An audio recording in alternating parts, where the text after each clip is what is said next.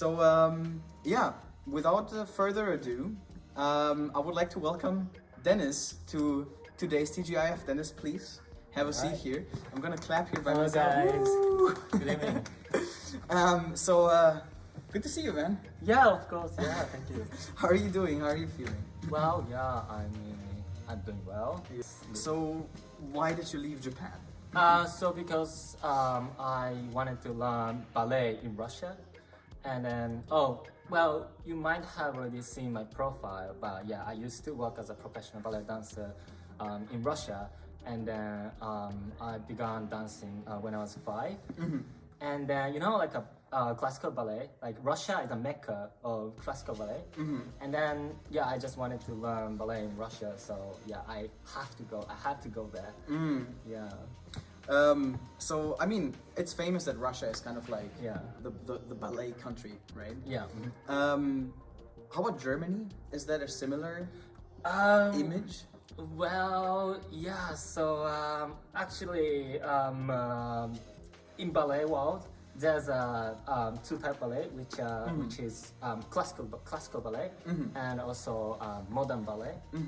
And in Russia, actually classical ballets are very famous, and then the Russian classical ballets, I would say, probably the best in the world. Wow. But in terms of modern ballet, Russia is still quite left behind.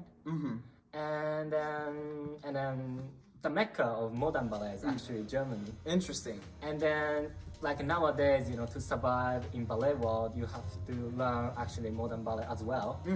And then so that's why I realized that I have to learn modern ballet. So yeah, let's go to the Germany. Yeah, awesome. So you kind of like had experience in Europe also, right? Yeah. Okay, so let me go back to Russia real quick. Okay. So you lived there for how long? I lived there for 5 years in total. 5 years. Wow, 5 years is a long time for living in a country. I've been in Japan for 3 years now almost, so I know that it feels quite long actually being for 5 years away. Right. So your Russian must be really good then. Yeah, I would say so, because most of my friends in Russia told me that my Russian sounds quite natural. And also I think it's because I spent half of my teenage years in Russia.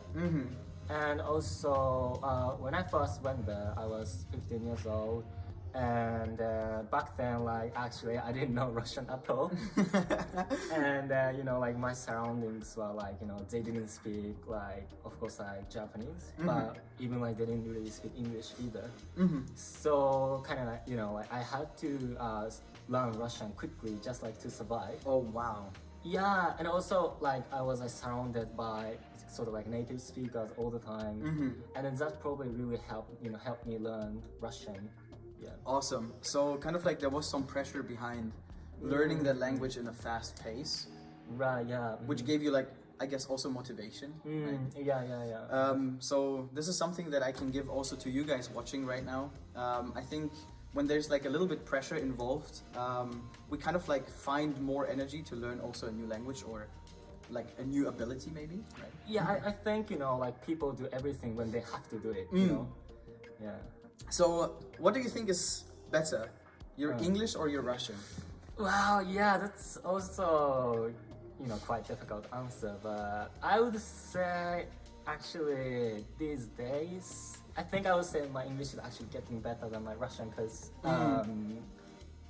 I use English on a daily basis. Sure.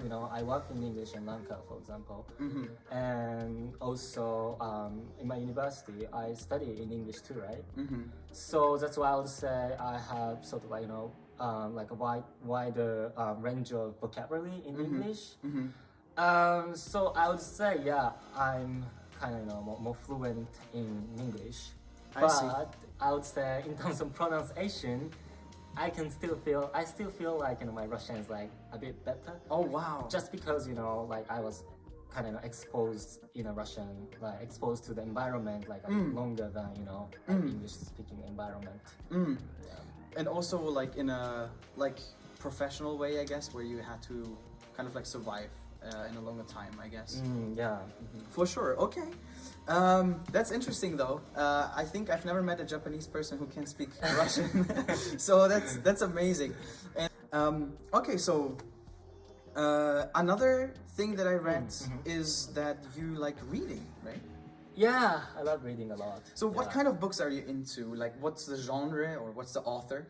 Well, I sort of like, like reading like a political book. Oh, wow. Or like, philosophical books, sort of like a kind of heavy topics. Yeah, yeah. And then these days I've been reading a book called Animal Farm.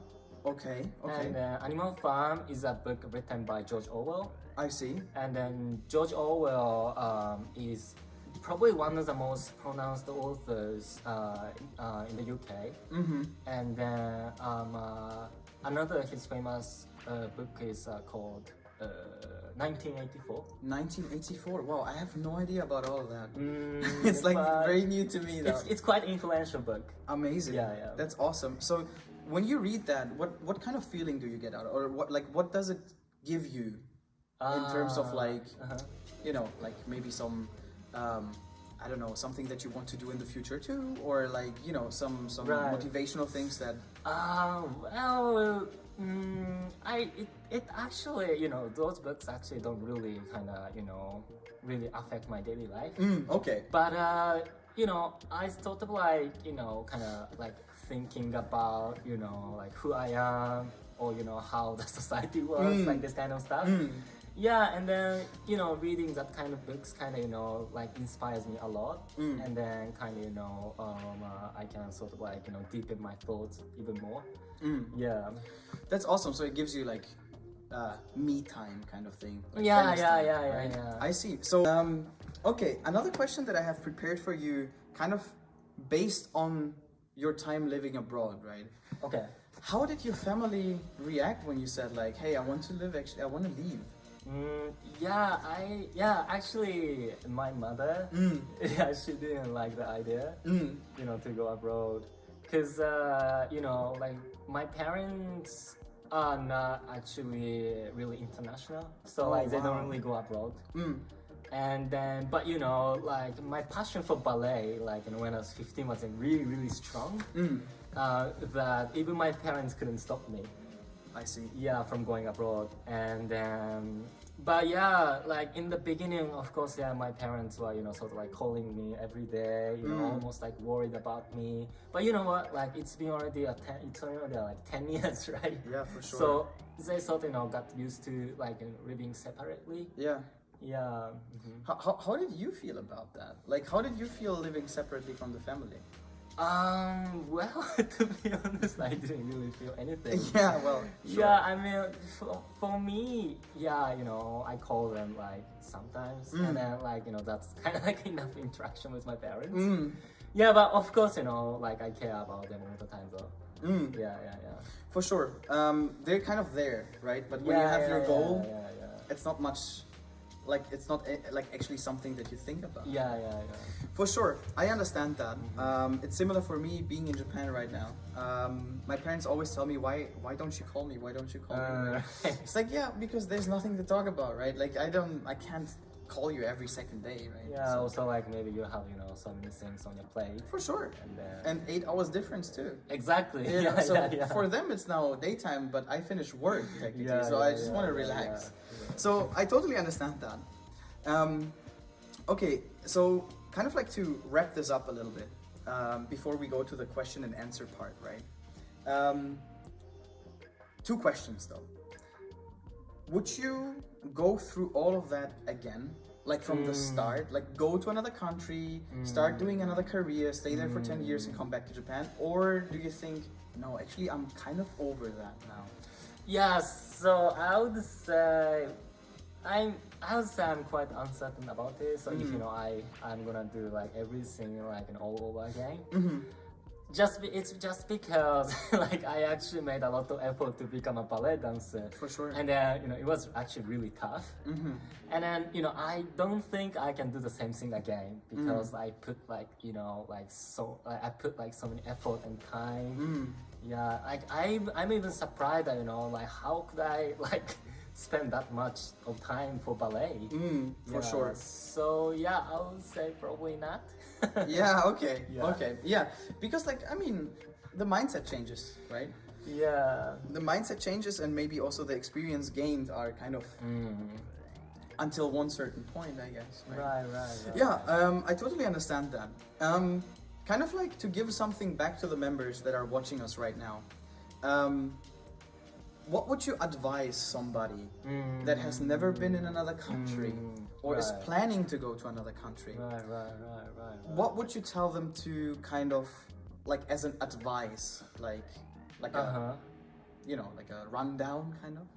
Yeah, so probably this is the thing. Probably, you know, like those who go abroad, like this is the thing, you know, for like everyone who go abroad. And then I think when you go abroad, you'd feel that the norm you have in your country like actually does not necessarily apply to other countries' culture.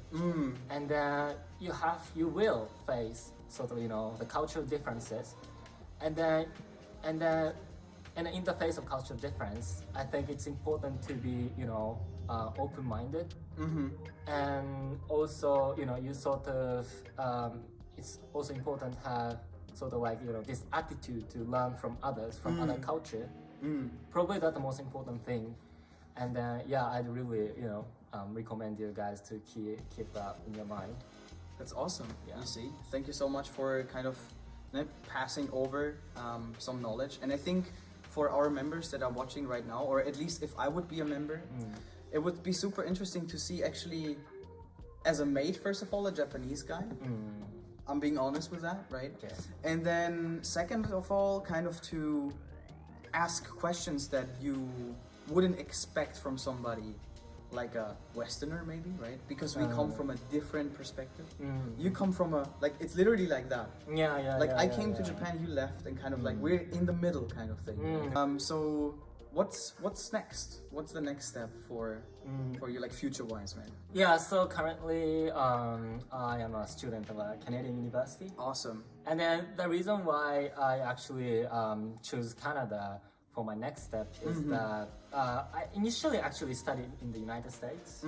But last year I transferred to Canadian University because I heard that once you graduate from university in Canada, you will be almost guaranteed to get a permanent residency. And then actually so far this is my goal to achieve. So first I want to graduate from university, right? And after that, yes, I want to get a permanent residency in Canada. And then, you know, I can sort of like, you know, like build up my like, you know, career path there. For sure. Yeah. For sure. So your career is like outside of Japan, right? Yeah. I see. Thank you so much for your time. Yeah. That's awesome. We're just gonna move over to the question and answer part. So the first question is from Meg-san. Okay. She's asking, who is the ballet dancer you were most influenced by? That's a really good question. Yeah, so actually it is here's a Japanese ballet dancer called Tetsuya Kumakawa. Tetsuya Kumakawa. Yeah, maybe you guys might know him because he's quite famous in Japan. Yeah, if you guys know him, please let us know. Yeah, and I mean, the reason why he's like the most influential ballet dancer for me is that probably Tetsuya Kumakawa, he's like very charismatic, right? First of all. I see. And also his ballet technique is like very genius. So, and then actually, when I was until when I was 7 years old, I was raised in Mie, Suzuka.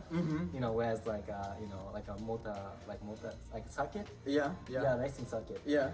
So I was raised there like until when I was 7. But when I was 8 years old, I moved to Tokyo because like I wanted to enroll the ballet school that Tetsuya Kumakawa opened. I see. Wow. Yeah. So you were like, okay, this is where I want to go, kind of thing. Yeah, like he's like, you know, like a hero for most probably boy ballet dancers in Japan. Yeah. So, you know, if you ask like, you know, if you ask a boy who does ballet about him, he would be like, oh yeah, like like he's my hero. Like definitely, everyone says so.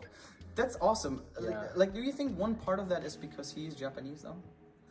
Yeah, of course. Yeah. I mean, but also like he has a very particular kind of vibe. Yeah, got it. Very like charismatic. That's awesome. Yeah. I love those people, and I'm actually super jealous of those people. That there's like some people, they walk in the room and you're like, wow, like they have like this aura. Yeah, like I still remember when I was like a 9 or 10, when I was still very small. Like, and I I was taking a ballet lesson in school, and sometimes he came into the ballet classroom, and then he sort of like looking at us. Oh, wow. And then at that moment I kind of like, oh my god, like yeah, I have to do everything well. And that's awesome. Yeah, that's like what you call nowadays an influencer, I guess, right? Somebody that influences your feelings and something you want to reach. And and also like I still remember that outside of his ballet school, like he, I don't know nowadays, but like he used to have a like Ferrari, and then the Ferrari was always parked right in front of the school. Oh my god! And like I was like looking at the car, and I was like, oh my god, I'm gonna be someday I'm gonna be as rich as Tetsuya Kumakawa.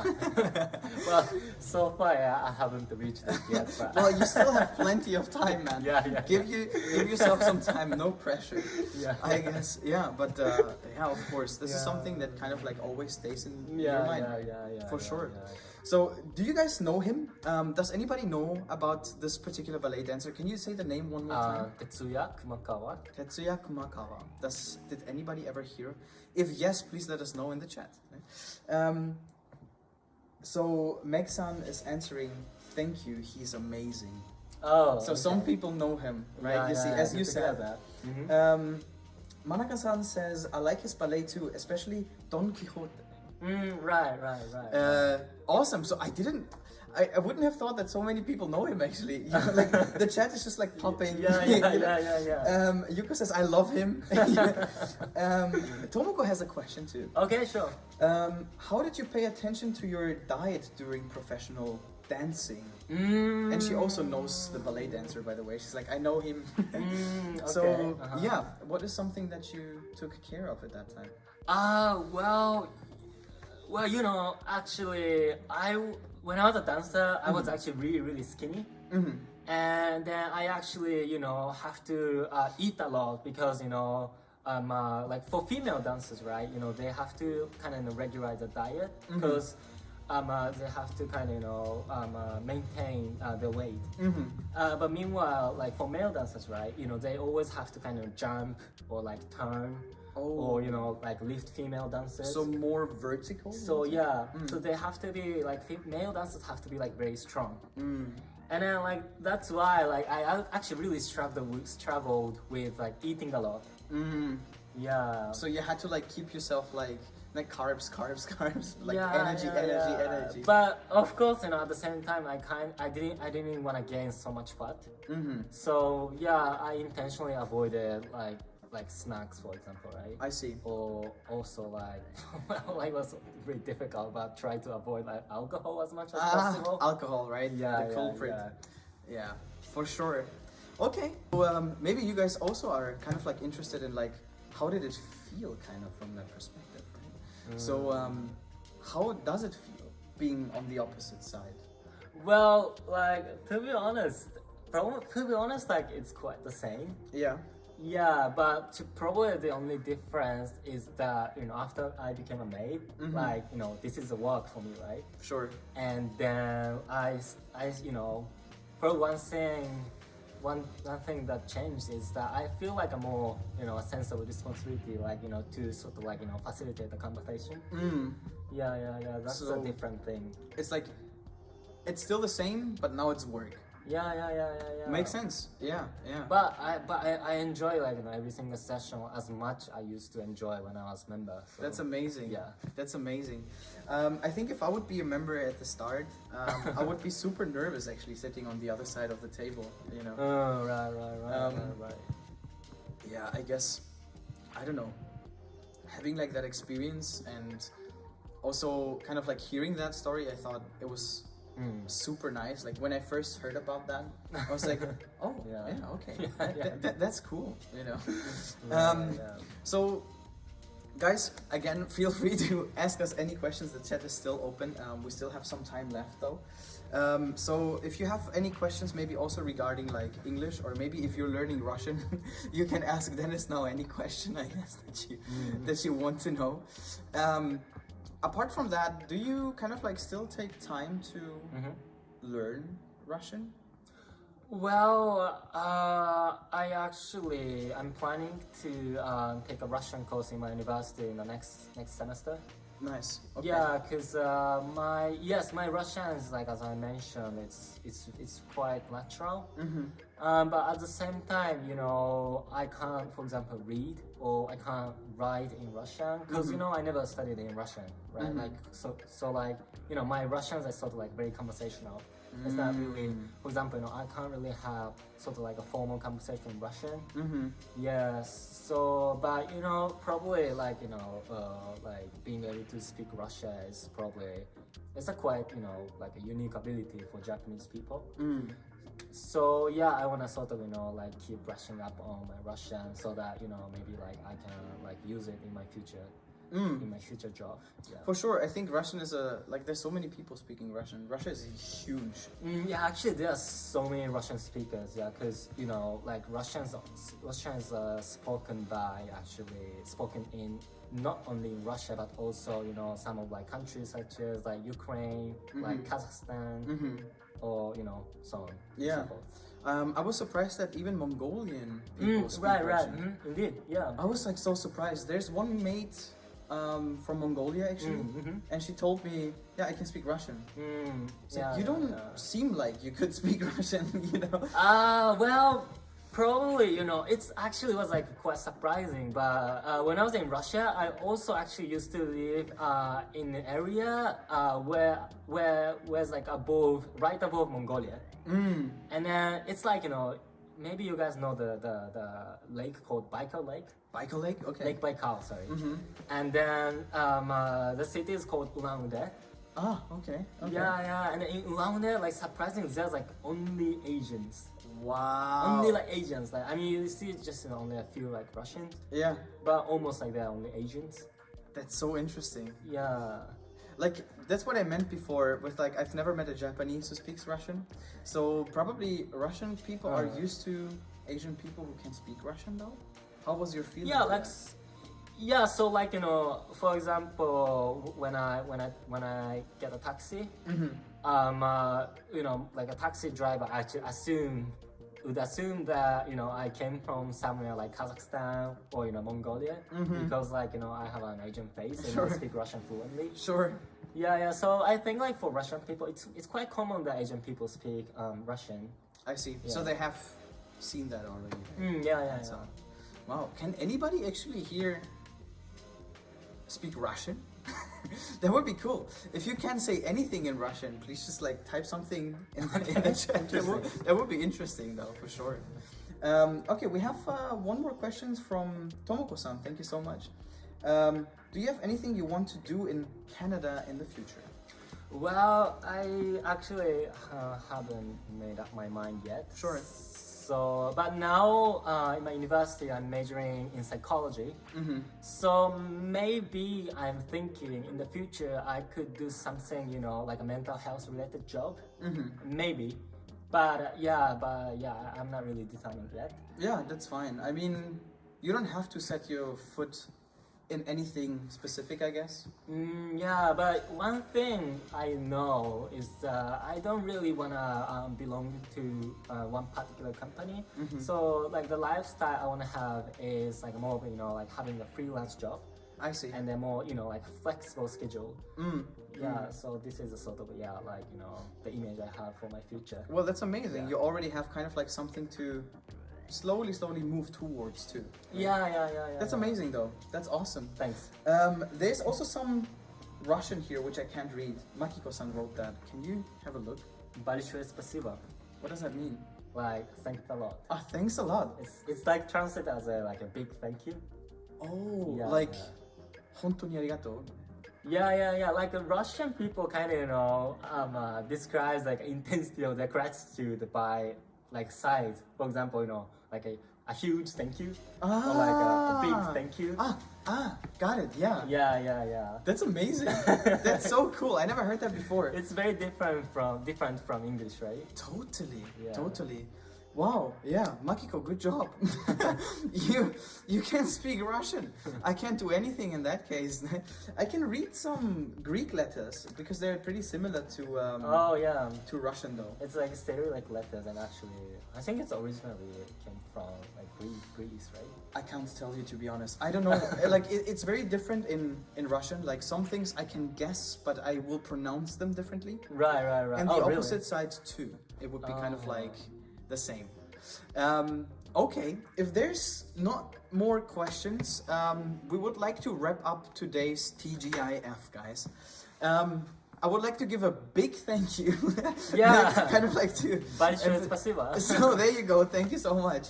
Yeah, guys, if you there's more. Wait, before I finish that, can you read that? До свидания. До свидания. До свидания. It's like a goodbye. Goodbye. Okay. Yeah. Wow, you guys have a conversation in Russian here.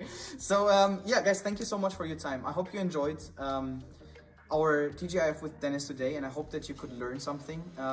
If you have any questions, always feel free to also contact the Slack community channel, or just come to our sessions, come to Dennis' session, and ask him anything you want to know.